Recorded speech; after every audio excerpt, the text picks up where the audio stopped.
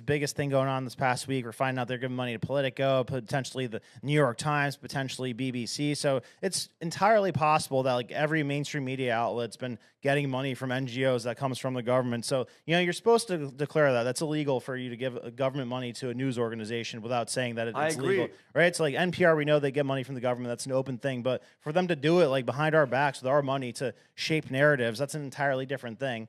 So we're just starting to get like a little bit of that figured out. But this is like, see right here, this is like the percentage of the budget that is from USDA. So it's like 0.4% of the entire government budget that went to USDA, which was like $70 billion. $70 billion?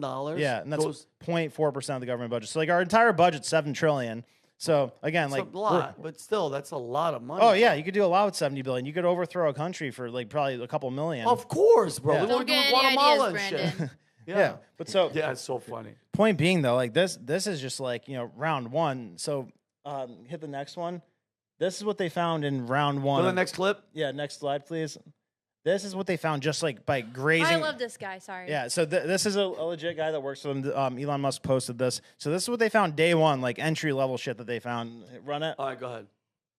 Hi, welcome to the Department of Government Efficiency. We were looking over last year's budget and we found some anomalies that we wanted to address. Okay, if you're talking about the military budget, if you want a safe country, that's how much we... Oh, we didn't even start looking at that yet. Get ready for that. No, we were looking at this list here. We wanted to start with the National Pillow Fluffing Initiative.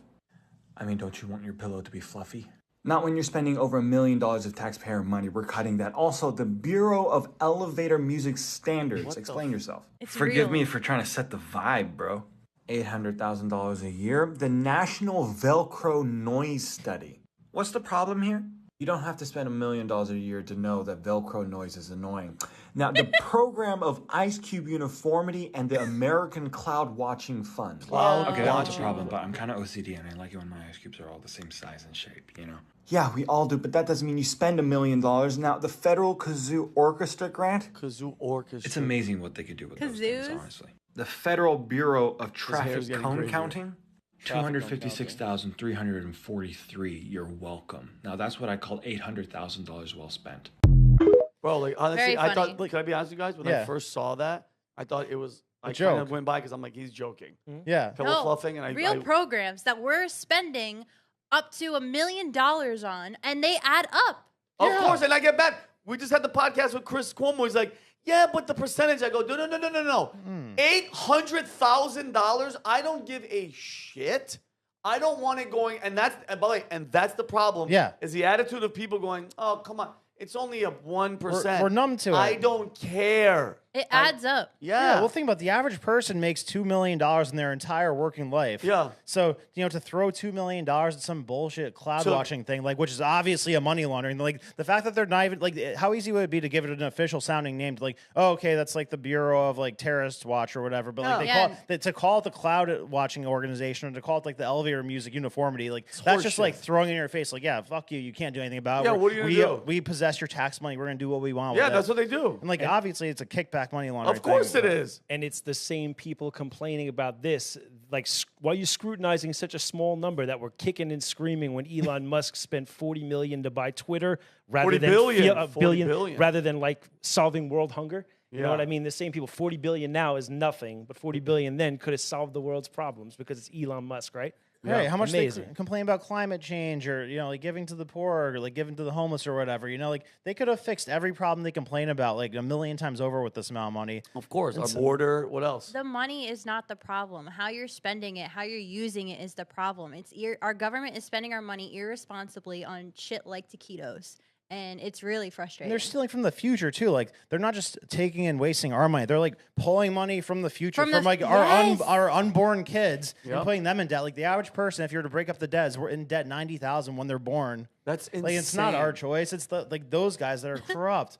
And I really think there is something to what you said, is so many people who don't care to educate themselves that hear something like pillow fluffing and they can sit around and laugh about it when in actuality it's just so absurd. It's absurd. If you heard something serious but stupid, you'd say, what the hell is that? Yeah. But when you hear pillow fluffing, people will laugh it away and just be like, it's nothing. Don't even worry about it, and Brent, because I know you want to take that, like we in the sketch we joked around, $2 million for sex changes in Guatemala. Like, time out. What do we... What are we talking about? Like, are Well, you know what that is? What? Like that's like they're trying to do to other countries what they're doing to us, because like that's how you break up a country. Because like most countries in the world like are like, what the hell is that? We're not trying to do this weird trans shit. course. We're trying to infect them with that mind virus the same way they're doing to us. So like, that's not something that people organically want. They're trying to push it on them. Yeah. So this, what do you think that says? This is the chart showing NGOs in existence by year. So that USAID thing, that's an NGO, non-government organization. Basically, like you know how in wars, like they'll have like half army, half contractors, so they could do the shit that the army's not allowed to do. Of course. Right? Like the real dirty stuff. Yeah, the dirty stuff. So this is like go back. Go back. So please. NGOs are like the same thing, but from like a government standpoint. Like they do the stuff that the government can't legally get away with doing. So Smart. It's like a mercenary. What's on the bottom? What year? The bottom's 1948, 48. right after. And what's that number? 40? 40. 40. And then where are we at today? It only goes up to 2010. This chart, it's up to 3,800 by 2010. NGOs. Yeah, by 2010. Then the next one, they stopped counting on this one because Oh, of they how bad stopped, it got. yeah. Go to the next It goes one now. parabolic in 2010. Holy moly. Oh, Yeah. there it is. Yeah, gets up to what is that 5,200 just about? Dude, So- that is bananas. Yeah, I don't know the exact number, but if if USAID is 70 billion, then this is probably close to $1 trillion. So the United States Congress started USAID.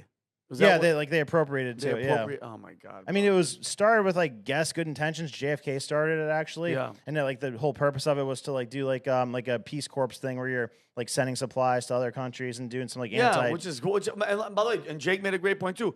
There is a lot of good stuff in there, but with everything, bro, corruption is running rampant, and it's not dollars, it's not cents. This is freaking livelihoods, bro. This is people's lives, and you're brainwashing people. It's almost like remember the Matrix that he's feeding when he found out they were all feeding like melting humans and then feeding them back into themselves. Yeah. That's what we're doing. We're destroying ourselves. Yeah. Gross. And did you see the picture that came up on X of like the freaking terrorist with the rocket launcher and the tent Yeah. that the USAID USA in the back, and he has an RPG, and he's like, America died. And USAID crates behind So him. we're just giving money to terrorist groups. Yeah. And this is the amount of money that has been given to USAID, but like over the years, so it went parabolic in the last 30 last 2 what's years. 30 billion?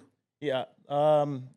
Yes, 30 billion. Okay, great. And now it got up to like 50 Billion or in 70 or so. 2021. But this is just the tip of the iceberg. So like I said, it's less than 1%. But what I'm really excited about is that DOGE is finally cracking open the books on Medicare and Medicaid. And the reason that this is a big deal is off the top of your head, what would you guys guess is the biggest expense of the government? The biggest expense? Yeah. What would you think, Malik? Right now, I would say military. Ooh, Yeah, good freaking. I was thinking military too. Yeah, most people would think that. Yeah. Is it Medicare? Healthcare? Healthcare? Healthcare is almost double. Oh, wow. Then military spending? Yeah. Damn. So check this out. So this is the major budget of the government. So healthcare is 24%, defense is 13%. Jeez. So 1.7 trillion goes to Medicare and Medicaid every year.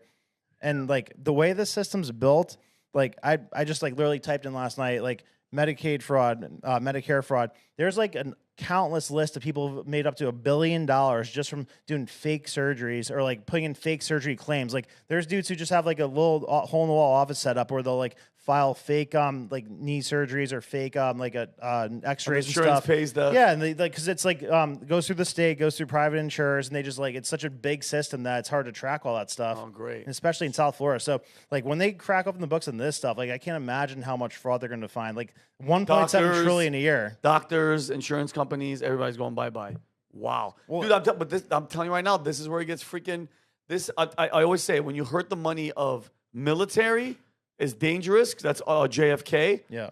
Shot in the head by you know who. And then, dude, these big pharma people don't F around, bro. And I've said this before, the movie Michael Caine, if you haven't seen it with George Clooney, they have hitmen, bro. These people have people that will end your freaking life, and they don't even communicate with them. They just make one phone call, boom, go do it. So yeah, I literally think we could get to a place where we shave off like 80% of the tax that's needed from us because it costs $7 trillion a year to run the government right now. Like we could probably shave that down to like 4 trillion. It's insane. Like just 3 trillion of waste.